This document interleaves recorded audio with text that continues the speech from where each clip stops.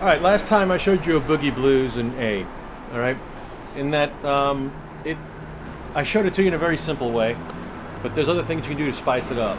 Okay, what I showed you was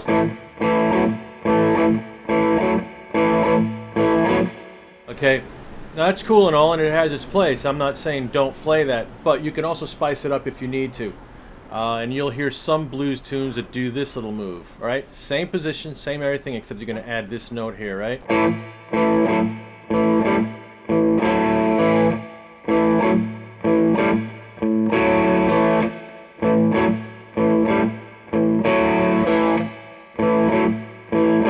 And then you're going to go to the D.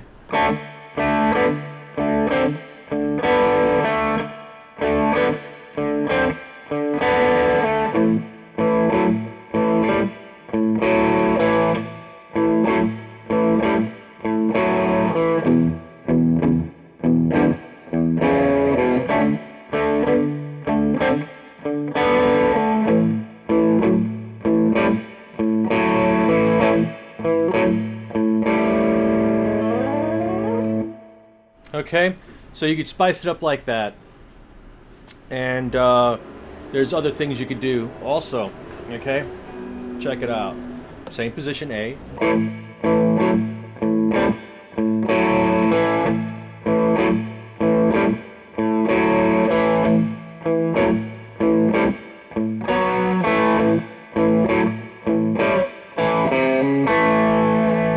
All right, check that out. Okay, let's get the camera nice and close. All right, so you... And then the damn phone rings. See who it is.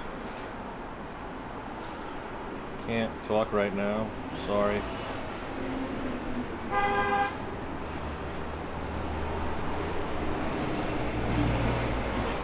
Telephones. All right, let's get back to this. All right. So what you're doing here is you got the A chord here. You could also play it like...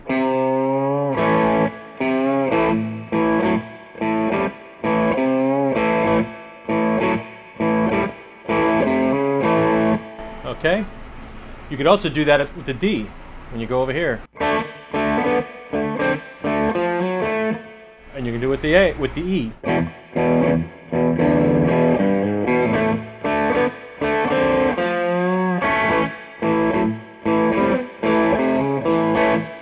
Okay, and then there's more.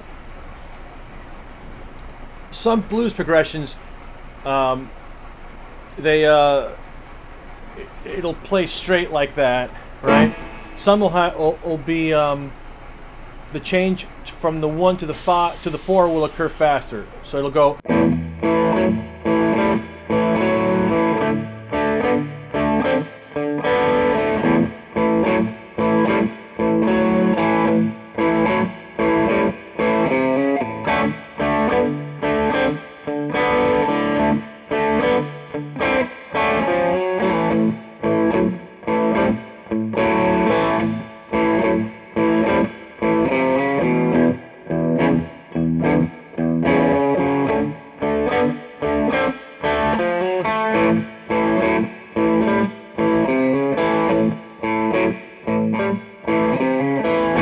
And there it repeats. All right, we're back. Sorry about that. The camera got unplugged, and then I decided to go ahead and take a pork rind break. Get yourself some pork rinds. They go really well with guitar and blues. Okay. We left off with this thing. And the...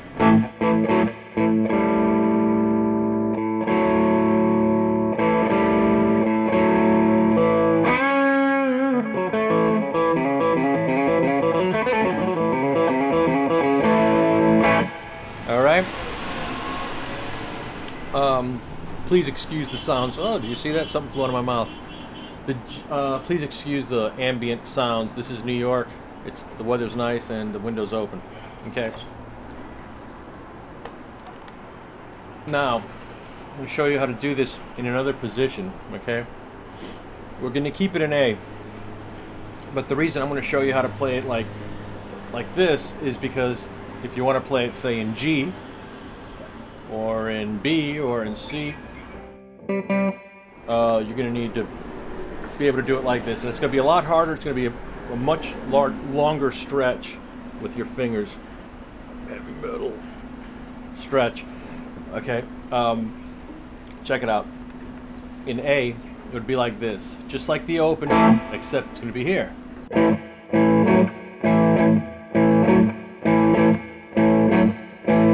Let's get the camera up on that action. See there? So it's going to be like that. Go play these two notes simultaneously. Okay? So you can do that. And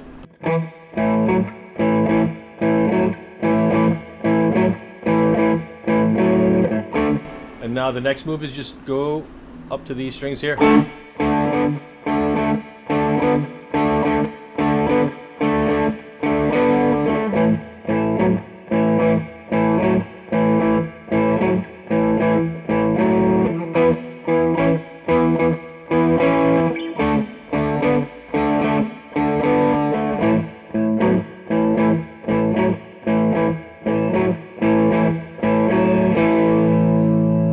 Now when I went up here for the 5, okay, it's just like going up a whole step, right? This is the D. The 5 would be here. And you could do a little thing like, you know, stuff like that. And you could do a little slide on to the A too if you want. You take these two notes, which is like a kind of power chord deal going there.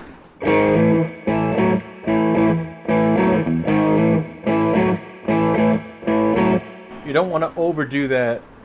You might have a tendency of wanting to employ that little two a little bit too much, but you could do it on any of them.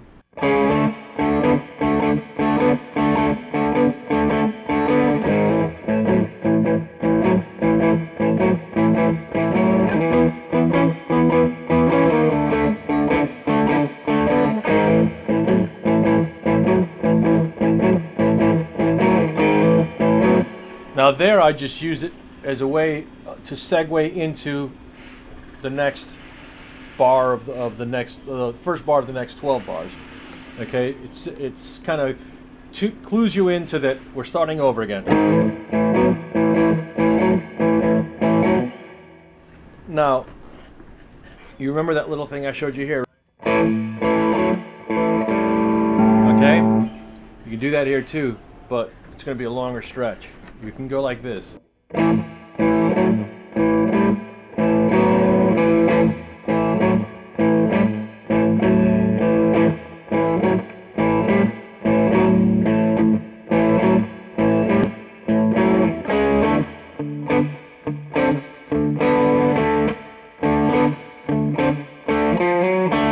That's right, you can do that move too.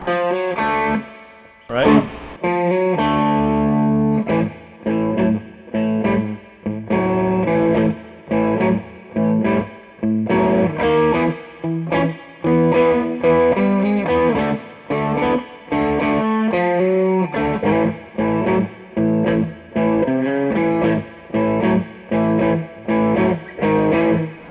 So you see a lot of ways you can go with that. A lot of options there. If you practice this, maybe at first you should just practice it like,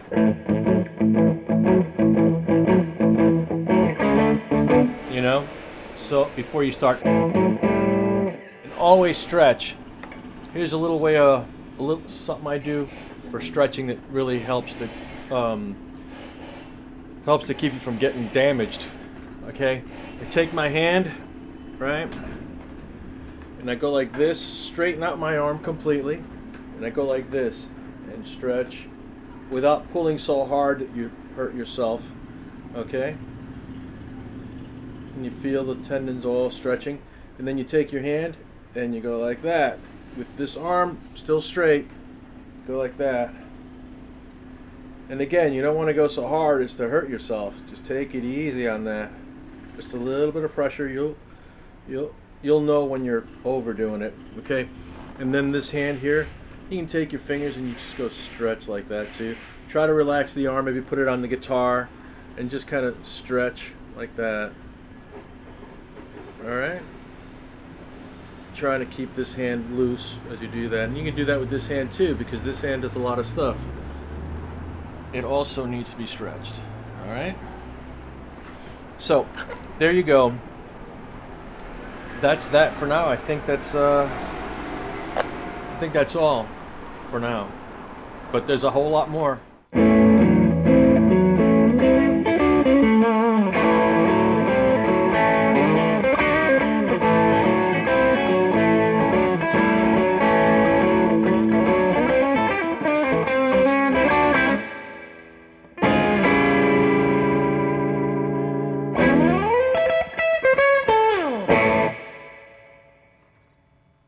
Hold it. Don't go anywhere. I want to show you how this sounds within a regular old blues beat thingy, alright? Here we go.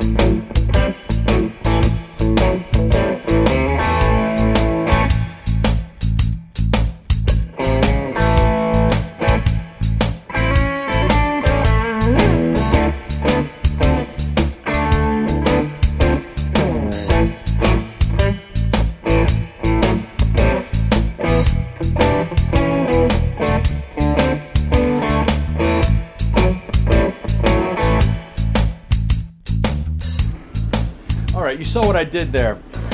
I totally mixed it up. I was going from open position to closed position, and I was going from this higher voicing to the lower voicing of E.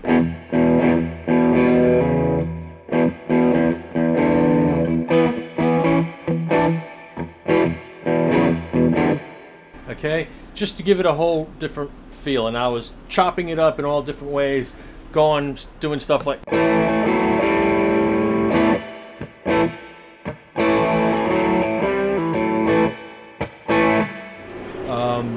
doing it more legato, doing it more staccato, doing the little and holding a chord, stuff like that. And this is all stuff that you can do. You just need to practice it, mess with it, and it should be fun. I mean, it's not something that, you know, that sounds awful. It's just something you've heard your whole life, and it's fun to do. The only thing that's going to bug you at first probably is going to be, you know, the stretches.